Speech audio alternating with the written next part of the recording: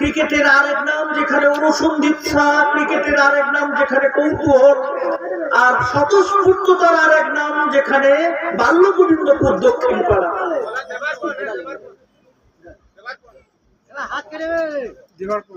এবারে কিন্তু দেবার্পণ এসছেন নিজেকে অর্পণ করার জন্য দলের হয়ে। একেবারে বুদ্ধিমত্তার সঙ্গে বল করেছেন। এখানে রান আউট হওয়ার একটা সম্ভাবনা ছিল।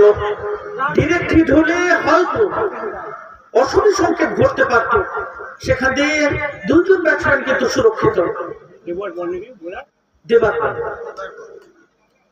এখান থেকে 2 রান এসছে আর দলীয় রান শ্রীবৃদ্ধি ঘটে 27। পরের বলের জন্য দেবার্পণ কাইটকে। এখানে কিন্তু অনবদ্য শট আর বল যাবে একেবারে ব্যাটসম্যানের মাথার উপর দিয়ে সরাসরি নান্দনিক ওভার বাউন্ডারির জন্য।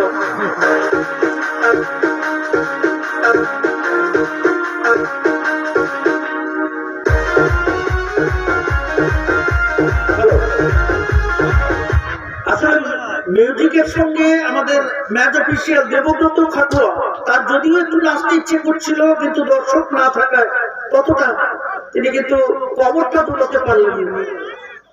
এখানে কিন্তু অপশন থেকে একটা বাইরে হোয়াইট আর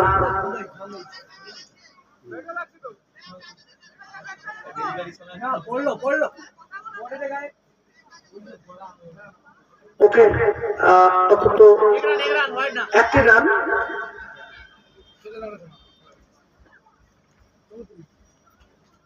এখানে কিন্তু রিভাইভ করার চেষ্টা আর বল যাচ্ছে সীমানার দিকে, অন্তত বল খানিকটা ব্রেক ড্যান্স করতে করতে যাচ্ছে। আর যতক্ষণে বল আসবে ততক্ষণে 2বার জায়গা পরিবর্তন, অর্থাৎ 2টি রান।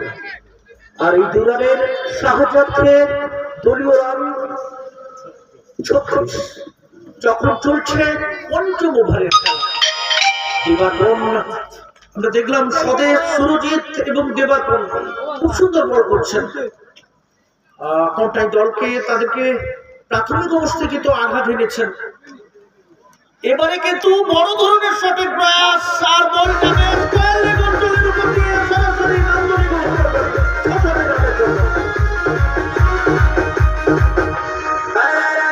দেখলাম। পরের জন্য দেবার্পণ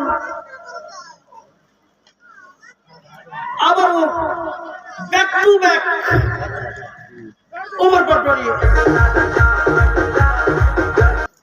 এই ওভারটা কিন্তু একটা বড় রান।